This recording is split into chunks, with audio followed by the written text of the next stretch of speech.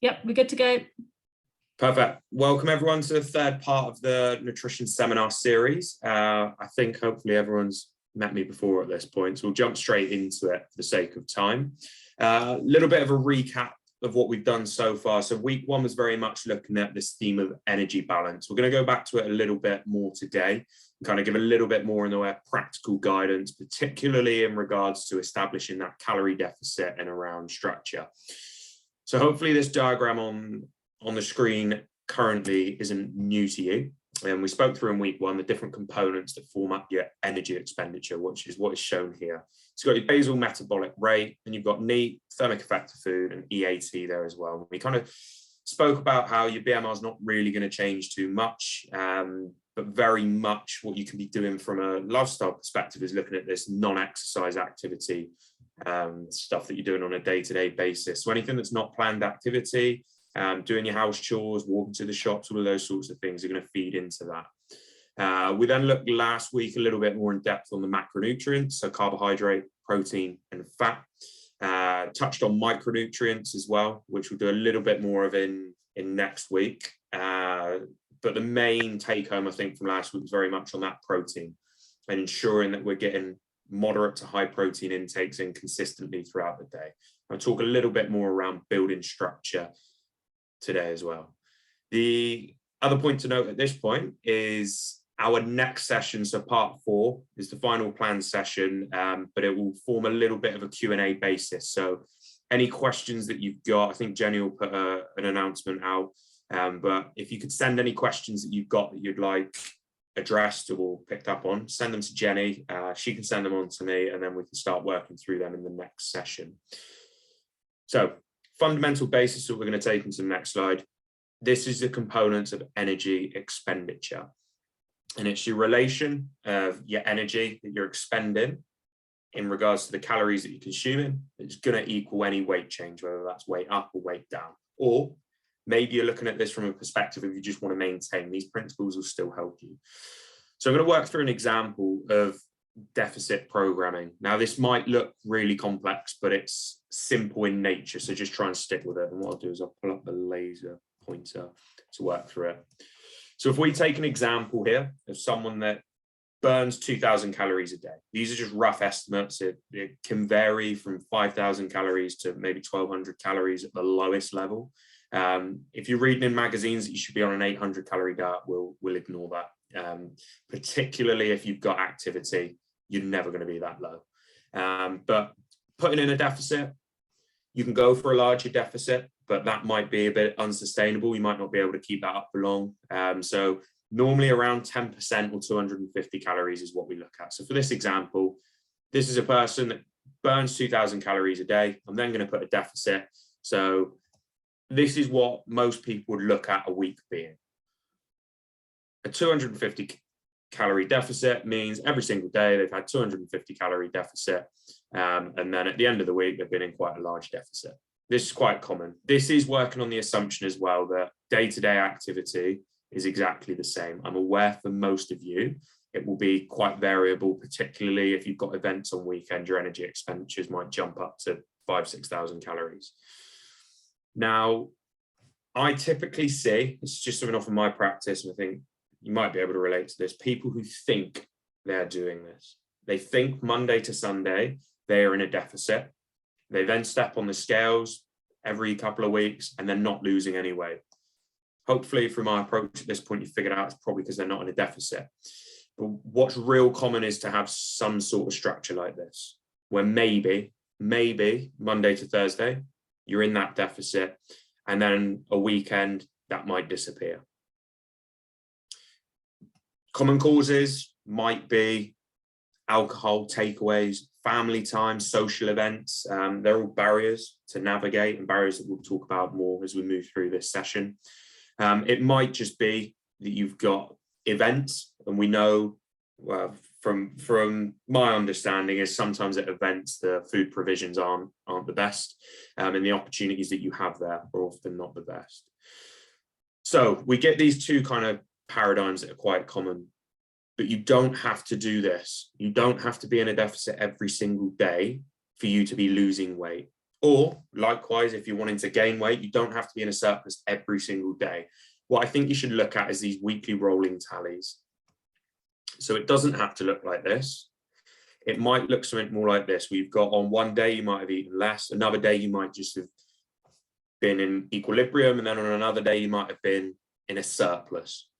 So maybe you target different days of I'm going to be in a larger deficit here, or I know I've got a social event here. I'm just going to eat the right amount rather than being in a deficit. But you can see these weekly rolling tallies are fundamentally what matter, rather than being in a surplus here. So it might take around 7,000 to 8,000 calories to lose a kg deficit wise. So in this example here, maybe in 4 or 5 weeks, you would see that kilo of body weight lost. To put that in regards to pounds, a pound of fat might be about 3,500 calories. So in this example, you might lose that pound of fat in 2 weeks, for example. So primarily your weight matters, but deficit programming is very variable. You're unlikely to have the same energy output every single day, but it might be easiest for you to just have one calorie target in mind and try and build that throughout. The take-home message to some extent here is don't view everything like a tightrope. So don't believe that there's very narrow margins and you've constantly got to be on them. And you might see that you're doing that a lot if you've constantly got this attitude of I've fallen off track, I've got to get back on track. Sometimes widen the track. Give yourself a bit of a variable in what you can do on a day-to-day basis, but look for that overall weekly consistency to drive you in that right direction. So on the next slide, it's going to be a few practical tips that might help you put yourself into a deficit. And these are going to be stuff that on this slide that we've spoke about already. So using weight change as an indicator of energy balance, you don't need to be weighing yourself every single day, maybe once a week, twice a week. Upon awakening, naked weight, get on the scales if you want to. You don't have to track weight. The other thing that I think can be a useful tool as you're starting out on a bit of a nutritional journey is every couple of days, consider a bit of tracking. And tracking doesn't mean MyFitnessPal. Tracking might mean that you're just looking a little bit at food labels, starting to develop an understanding of portion sizes and what calories are going into different foods. And I think a lot of people, particularly if they're going out for food, there's sometimes some eye openers there of how many calories are actually in their meals and their choices. We've mentioned increasing NEAT, what you can do on a day-to-day basis. Make sure you take the stairs, park down the far end of the car park, carrying bags, stuff like that can all feed into those behaviors. Sufficient protein intakes. We know protein's got the highest thermic effect of food, i.e. you're going to burn the most amount of calories to get the energy back out of it. It's satiating, so it makes you feel full, but it's also going to help you with performance and maintaining and building muscle mass. And the final point on this slide is hydration. So we mentioned hydration last session. Highlighted those water bottles that I put there again on the right, have the times there. They can be a real practical way of helping out. So consider getting yourself one of those. I'm not sponsored. And they're things we spoke about already. Hydration, urine charts can be useful as well on that. Make sure that your urine's pale color to clear throughout most of the day. So some more tips, again, keeping it really practical. Minimize energy dense and nutrient poor foods. So at the end of the last session, I mentioned micronutrients. We spoke about eat the rainbow and have all these different types of fruit and veg in there. And in that, we looked at nutrient density. So per calorie, how much value is it giving you in the way of nutrients? And basically, these are where we kind of get these ideas of healthy and unhealthy foods. So if you were to bracket it in that, you'd probably find that you've got your takeaway on your energy dense, nutrient poor, your fruits, your veg, your lean cuts of meat, some of your dairy products as well, being on those nutrient rich foods. So you could view it as maximizing the food volume. So for a calorie budget, what's the volume of food you can get in there? That's not to say that you have to banish it. Like going back to that slide of there being some alcohol and a takeaway on that calorie, you don't have to not do that. I love a beer more than the next person. I'm going to include that in my calorie budget if I want to do that. You need to just make sure you're doing the same thing. High fiber foods, so your green beans, broccolis, dried fruit, berries, particularly whole grains, whole grain bread, pasta, rice, those sorts of things, going to be high in fiber. Again, they're going to help regulate your appetite, help make you feel full. Already mentioned that one. Low calorie alternatives are another practical example that you can just integrate into a day-to-day basis. And I think this will come up with some of the other things there. Fluid calories and sources. These are, I think, where you can look at some of those lower calorie swaps. Fluid calories are listed on the right there. Things like alcohol, sugary drinks, even in the middle example there, you've got what's listed as a healthy smoothie. Yes, it might be healthy and it might have a lot of nutrition in there, but it's also going to be quite calorific. So you need to just be aware of that. The problem with fluid calories is they're not going to give you the same level of satiety. They're not going to fill you up as much as that calorie in a food form, for example. So it's not that you banish them out, but just be aware. If you go to Starbucks for a coffee, it might end up being 500 calories quite easily in a drink. So be aware of those. Consider low calorie alternatives. There's nothing wrong with artificial sweeteners, low fat alternatives. There's all sorts of different things on the market there. And again, I'll put home that point. If you don't like the taste of the alternatives, don't force yourself to have the alternatives, but they're just options. Avoid distracted eating. This is something I'm really guilty on, but some of the research suggests, again, in regards to appetite, that you're less likely to feel full if you're eating while distracted. So eating while the TV's on, eating whilst you've got your phone in your hand and you're mindlessly scrolling through social media. If we can, we want to try and set up our food environments. We're sitting down, we're having the meal and we're focused on the meal, and we're having fluid as well with that, because hydration is going to help. So avoiding distracted eating. And one point I've just remembered that I haven't put on here is overcoming some of these beliefs that you might have previously held. So I think sometimes you might check yourself doing this if you are a parent, of making people clear the plate. And I think sometimes we carry that into adulthood of, you've got to eat your main if you want dessert. That's rubbish.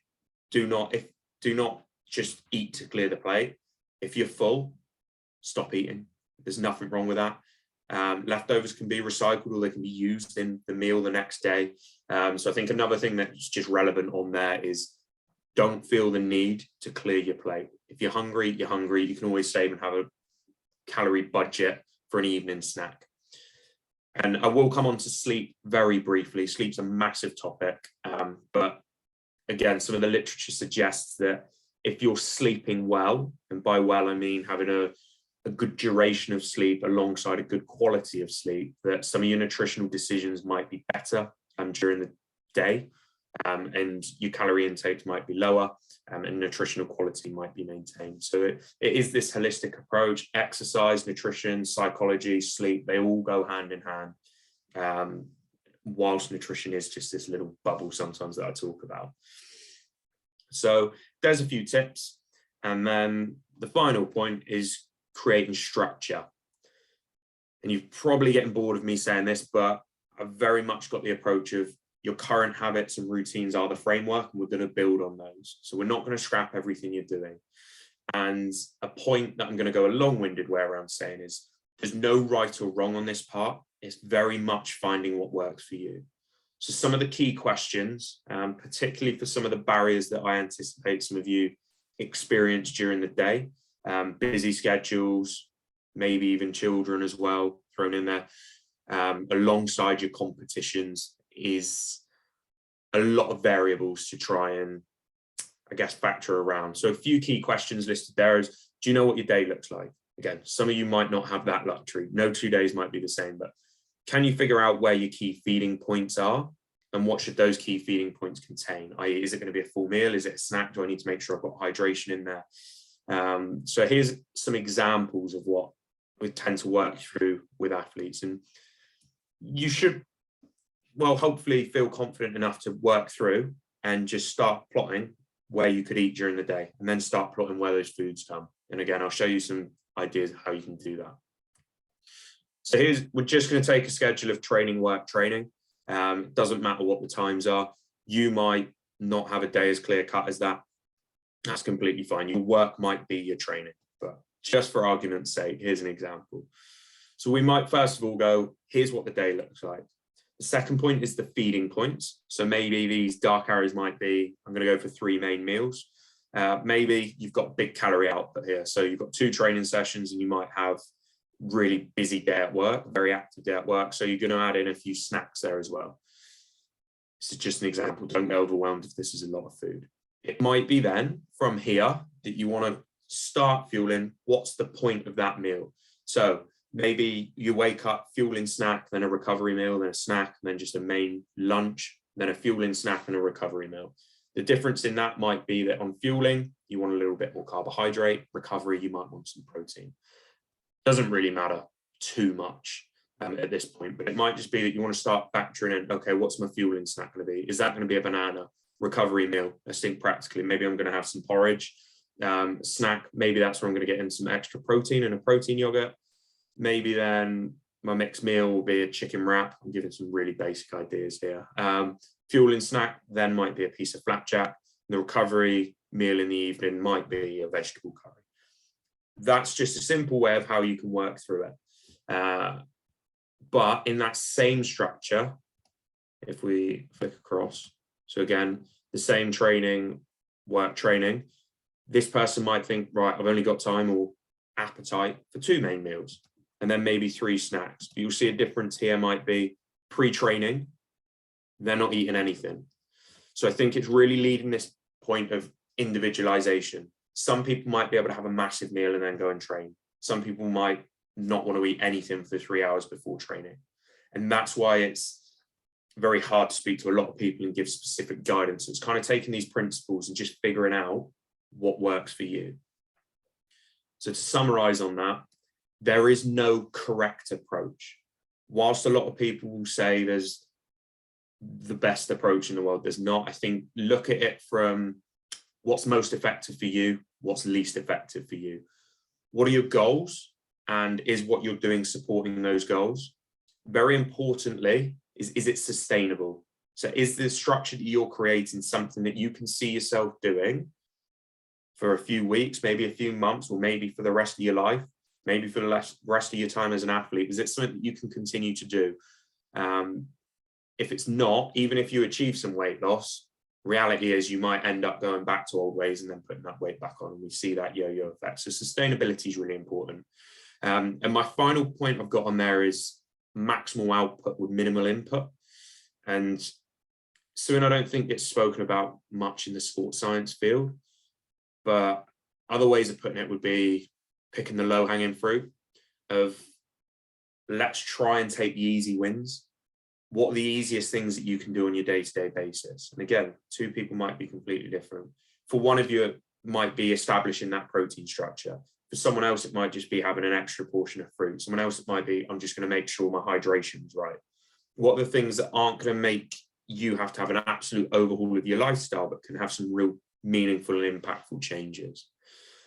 So I then get my one-to-one clients to focus through a structure like that on maybe the days where they've got some knowns or unknowns. If your whole day is unknown, it might be that you're just going for a lot of snack foods and then a feed when you can.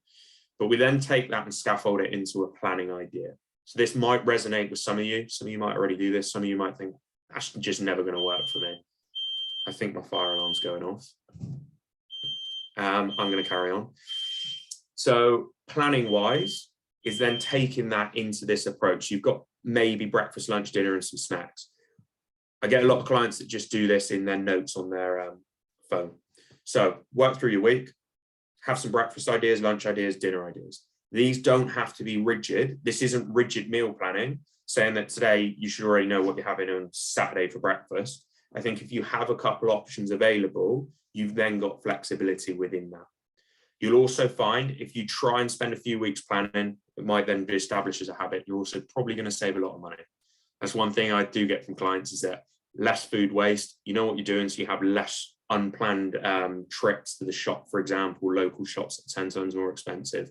So there's some budget to be saved in working through this logical manner.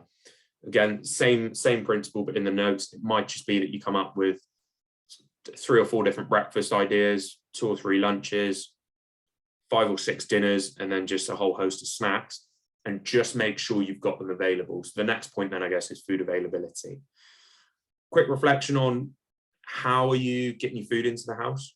And another really simple shift that I think is, again, I know I don't want to keep saying practical, but it's a practical thing that you can start doing if you're not doing it already, using click and collects. Again, something I do with a lot of my one-to-one clients would be maybe Sunday night, they'll set up their shop, often recur it, and then just change a few items here and there. But save time from going to the shops. You can do a click and collect, you can get delivery. You've got that structure. You're controlling some of those variables. I think throwing in there as well, other guidance, ready meals aren't horrendous. So a slide that I'm trying not to jump preemptively on is understanding your barriers. So if you've got barriers, if you're getting home late in the evenings and you're having takeaway, maybe have some pre-prep meals, maybe have some of the healthier alternative ready meals available, have frozen meals available if needed. So it's not about being perfect, it's about what's effective for you and finding those gains.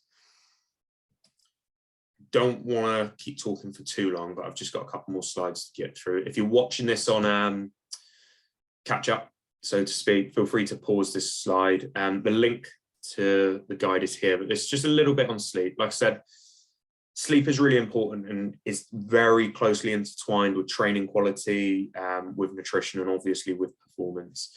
And there's a few do's and don'ts on here. Most of these you've probably heard of before. Having a nighttime routine. I'm aware I'm a hypocrite on a lot of things. Trying to avoid having a tablet or your phone in bed. And I think it's just establishing that environment. And again, it might be something that people started doing during the pandemic, if we're out of it now, but during the first lockdown, working from in your bed on your laptop in your bed, you probably want to avoid that. Create an environment, if possible, where your bed is there to sleep in. You've got in there avoiding caffeine close to bed and everything like that. The other things are get exposure to sunlight during the day, use blackout blinds, particularly with the evenings getting longer, so to speak. There's all some tips on there. I'm not going to go into this too much detail, but it might be an area that you want to read a little bit further into, because I think there's quite a lot in the way of sleep that's actually quite good and readily accessible. And yeah, it's just hammering home that old link of poor sleep has been shown to impair food choices, and there's some literature suggesting a link between poor sleep and weight gain. So a few other take-home messages here that I quite like to get clients using. Aim to prepare and cook as much as you can. Where some people love cooking, some people don't want to cook for more than 15 minutes. Hammering home that individualization point. You don't want to cook for 20 minutes. I'd never get you cooking for an hour in the evening. So you don't need to. There are practical ways around that. Consuming foods as close to their organic state might help where possible. So less processed, I guess. Having a vegan or vegetarian day. Some people might be looking on in disgust, but I think if it's one day a week, it really does get you thinking about your food choices. It really does get you venturing out and trying new things. And I promise you, there are some really nice meals out there. So I think that's another thing that you could look to do. Put new food in the basket each week. Some people really buy into this, but each week, one extra food that you've never tried before, one fruit or veg that you've never tried before. Before you know it, you've really expanded the variety in your diet. Involve the family where possible. Involve friends. Get the children in cooking as much as they can. Might depend on their age and how interested they are. But be creative. There's no rigid rules around nutrition. There's key fundamental principles that we've spoken about: energy balance, protein intake, all of those things. But find your own ways in amongst it that work for you. So the final slide really to address is understanding your own barriers. And I think if you're trying to make changes yourself with as much guidance as we can give you in these sessions, one of the things I'd say is really try and develop a self-awareness and reflective understanding of where your barriers come from. And this might just be that you need to have an honest conversation with yourself every now and again. And that, again, has been shown that how much a person talks positively about changing your own behavior can actually predict actual behavior change. And I think you can see that self-talk in performance of if you're telling yourself you're going to do crap, you probably do crap. It's the same in the way of nutrition. If you're telling yourself you're never going to stick to it, you're probably not going to stick to it. So part of the barriers are mentally. But here's a few different barriers that have been identified. So unhealthy behavioral modeling. So we know society's got advertising. We know there's lots of all or nothing attitudes, disordered eating behaviors, all of that at kind of the forefront of our culture, I guess, particularly in this recent wave of social media and nutrition. With that is prioritization a lack. And this is something I think I spoke previously on student athletes. A lot of people are saying they're perhaps too poor or restricted by budget to buy healthy foods. And I completely agree, for some people that is a barrier. But if you're doing it with the latest iPhones in your hand and everything like that, perhaps it's prioritization that's primary, perhaps. Lack of access might be an issue, probably is an issue around your events. So again, you've got to think practically. Is it that you can prepare foods and take foods with you, even if it's just a few snacks here and there to help buffer some of the impact of the food availability? I've got high cost of healthy foods in there. I think sometimes it's perception of what we think are healthy foods. Some of these superfoods that have nothing super about them are expensive, but I think sometimes it's more around knowledge and understanding of how to eat healthily within a budget, as opposed to foods being that expensive. I'm aware with the cost of living, I'm struggling to sit here and say that myself, so I am appreciative of that. Time limitations to prepare these healthy foods and spend time cooking. And again, it might just be there's resources out there. Lean and 15 and stuff like that kind of took off a few years back, but there are options that aren't time constraining. Variety might be a barrier for yourself as well. You've then got preferences, personal tastes. You might have family members there, and this is a lot of these reasons are why these rigid meal plans don't work. You might have all sorts of different barriers, but I think try and spend some time and think what are the things that you struggle with the most or you struggle to overcome, and try and think practically around that. And if you are struggling, this leads into the close of the session, I guess. Feel free to send them in a question to Jenny. Anything that you're struggling with, anything that you'd just like to know a little bit more about, or you might just have some really specific and bespoke that you want to get a bit of information on. Feel free to send those questions either to myself on any of these details here, or pass them on to Jenny. And the next session, I'll begin tailoring some specific content towards anything that you send over. But thank you for listening. And if anyone's got any questions, feel free to shoot. Thanks, as always, James. That was brilliant. And I think it really sends home the message that, you know, just I really like the framework that you stick to, that whole not shoving everything in the bin and starting again, and just going back to framework. Jess has put something here, going back to working out calorie deficits. Do smart Apple Watch calorie burn show total calories burnt per day, or is that extra active calories? Really helpful, thanks. I don't know what your opinion on this, James, is with the watches and things. I really would like, so I have an Apple Watch, and I do tend to go by the calories as opposed to the steps, because sometimes I might cycle for an hour and a half, and then I might only do 6,000 steps, but I've done loads of it. You know, so I don't think they're very accurate, and I don't think you should necessarily use that for your calculations either. I'll be interested to see what James thinks. For me, I just like to use it as a general guide of my day to day. So I know for me what my average is per day. So for example, today I'm jet lagged and haven't moved barely anything. So it's almost half, if not more. So I know that, you know, do you know what I mean? So I use it as a kind of a kick in the bum if I'm having a day where I'm being a bit lazy, but I don't really use it as a definitive number. Yeah, I'm just wondering whether to share some more slides and talk for longer.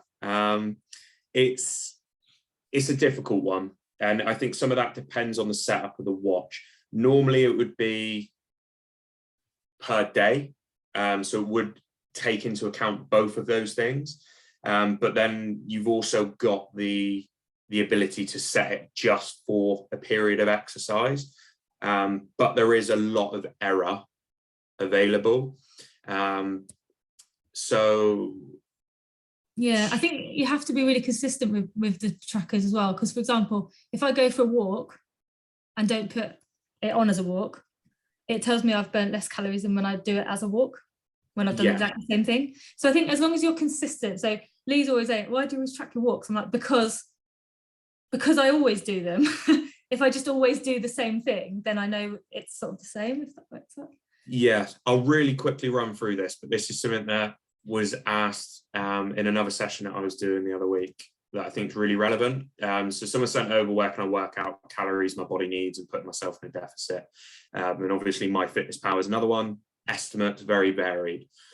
This is how we work through it, really, and they tend to stick on these fundamentals. So we estimate your BMR, list of different equations here. These don't really matter, but this is where if you went online and just Googled it, they would start plotting it in. And this is if I work with clients, I would plot in some of these equations. So we just put in weight, height, age, and we get a rough estimation of BMR. So there's already error there that it's an estimation.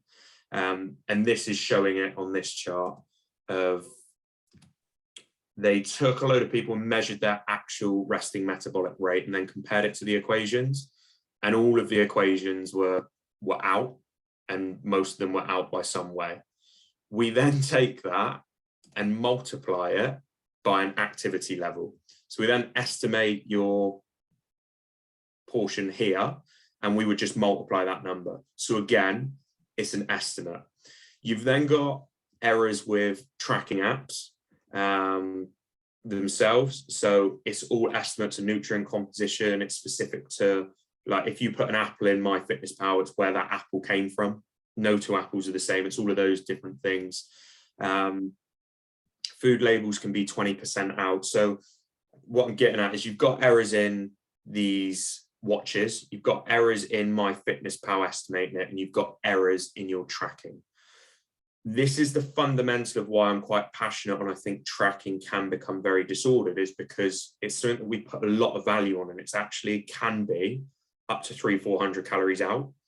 So in a long-winded way of addressing the question, I wouldn't pay too much attention to it. It's a very brief guidance, but your weight is kind of the only thing that will tell you, first and foremost, what the answer to that is. Does that answer the question at all? Sorry, I just unmute because it's easier than typing, I think. Yeah. Yeah, so I'm basically, because I was just trying to work out like a calorie deficit from and then what the best number is, because sometimes I feel like I try and do it and then I end up eating loads of extra rubbish because I'm hungry or have no energy. But so for example, like today my watch says that I've burnt nearly 2,000 calories.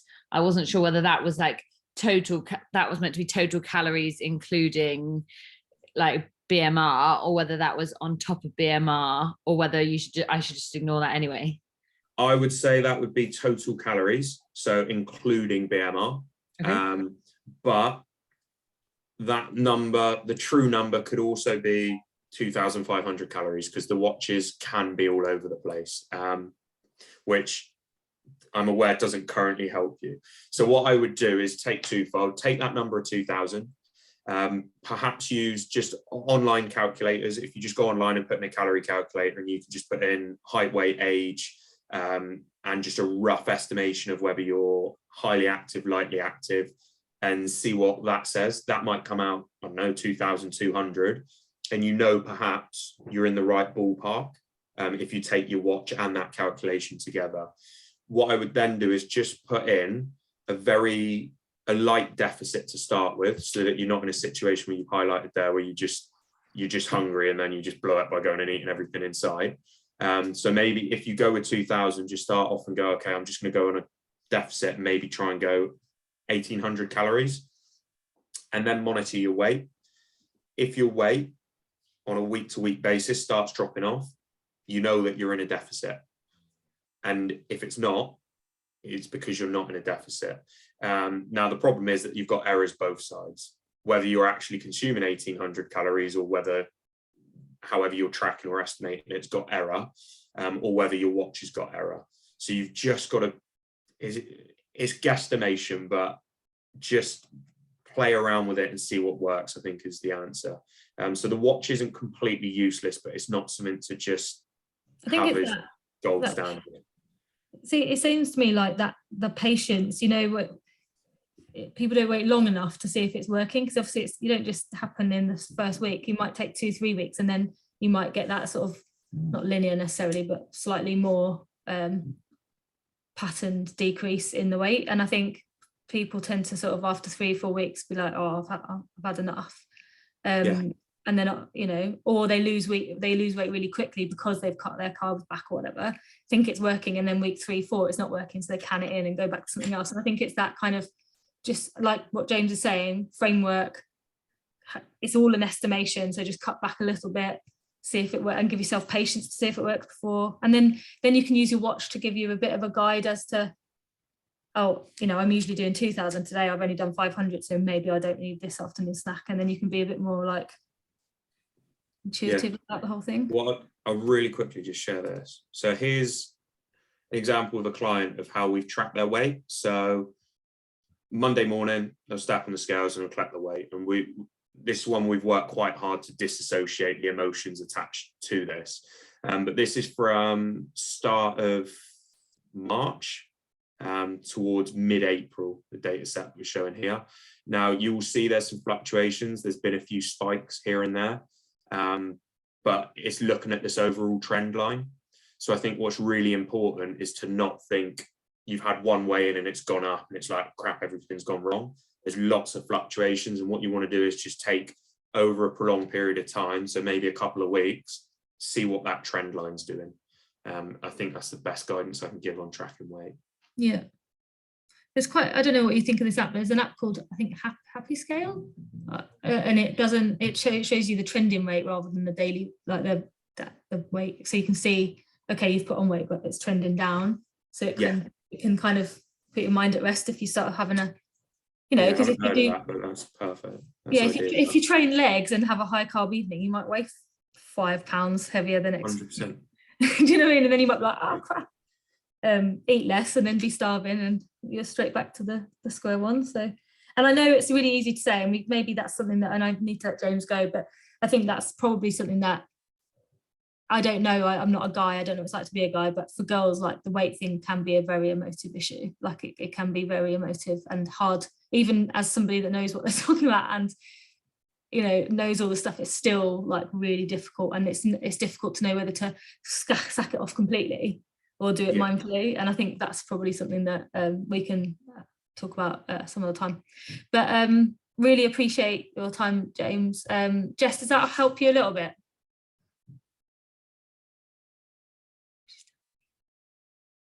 Oh yeah, that's great, thanks. Awesome.